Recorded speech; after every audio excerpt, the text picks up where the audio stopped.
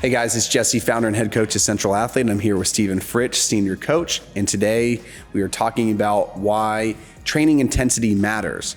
And to put a definition on intensity, I'm going to say that this has to do with the percentage of contractile potential a muscle or set of muscles has.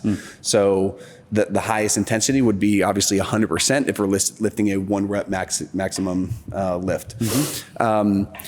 So, you know, one thing that has really clouded this conversation in the literature for a while, and this is back 50, 60 years ago, was when we didn't know about the novice effect. And the novice effect is simply, it doesn't matter if I'm doing plyometrics, if I'm doing true resistance training or strength training, if I'm swimming in a pool, but everything tends to get better. I get stronger, I get better cardiovascular endurance, I get more flexible, right? But between 6 and 18 months, this novice effect starts running out and you start to need more specific types of training.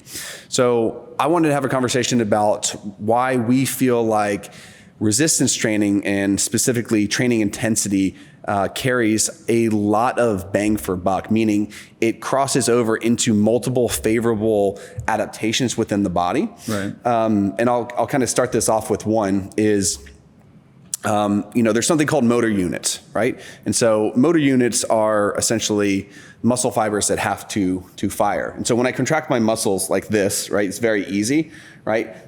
Low levels of fatigue, happen with that. So these are called low threshold motor units when I contract this. Now, when I get a weight, the benefit of having heavy loads is that I can target what are considered high threshold motor units. These are the motor units where I'm like really struggling. So my analogy of that is like you have like a battle, and you have the front line people, and then you have like the cavalry people, and then you have the archers, the archers in the back, right? And the archers are synonymous with the high threshold motor units. Is you have to kill the first, the second tier people before the high threshold motor units come into play. So where I feel like resistance training or strength training really is an important thing is actually with the elderly. One of the things that you see with elderly is that the high threshold motor units are one of the first things to go with those individuals. And so relative to their capabilities, they need to be doing higher intensity stuff, depending on how trained they are, to maintain those high threshold motor units to protect them from falling, from sarcopenia, from bone mineral density issues. And I'm kind of curious your thoughts and any other people you feel like training intensity really is applicable for. Yeah, I mean, short answer, it's applicable to everybody, because if we're really zooming out, everybody's human body is designed for adaptation, right? It doesn't matter if that is specific to lifting weights or exposing yourself to cold or, getting an injury and never really getting it fixed. Your body's going to adapt to all those things over time, right? That's what the human body is designed to do. And so, like you were saying, that novice effect where you're kind of training in this like maybe 50 to 80% intensity, but you're getting all these good gains, eventually that person's going to adapt to that stimulus. It's the law of accommodation. And you have to reintroduce a new stimulus or a more intense stimulus to then drive more adaptation. And that's what we're trying to do with exercise, right? It doesn't matter if you're trying to lose weight or you're trying to snatch 300 or you're going for, a PR on a workout. You have to introduce new stimulus in order to create new adaptation, because that's what the human body is designed to do. And so where training intensity fits into that is like, that's one of the easiest things to start manipulating to then get more out of the nervous system to start driving more adaptation, right? If you're only training at 90%, eventually you're going to adapt to 90%, and that 90% is not going to feel like 90% anymore. What do you need to do? Probably go to like 95%. If you're a higher age trainee, if you're more advanced, maybe, 92% or so. But all things being equal, more intense training is going to lead to more adaptation through that. Yeah. And it goes to say, the higher the percentage, the less the reps that you can do, right? So if you're training at 30%, right, that's going to be biased towards more reps can be done. And a lot of people say, I'm doing strength training, and then they're doing things that I'm equating them like that's probably a 20 to 30% load. And I would say that's not intense. That's intense enough to get you better at muscle endurance and to get, it's called the SEDS principle, specific adaptation to imposed demand. So if you're doing a weight that's 30% and you can do a lot of reps, that's going to funnel into muscle endurance. If you want to get stronger and you want to train at high intensities, that's going to be biased towards strength development. I really love it too as a tool to change people's physique, right? To do, if you're strength training, well, you're going to eventually, hopefully, get yourself to a place of strength that you've never been before. And if you take your strength to a place that you've never been before, mixed with a good nutritional approach, you're going to take your physique to a place it's never been before. Of course, there are nervous system adaptations and, hypertrophic or muscular adaptations that happen.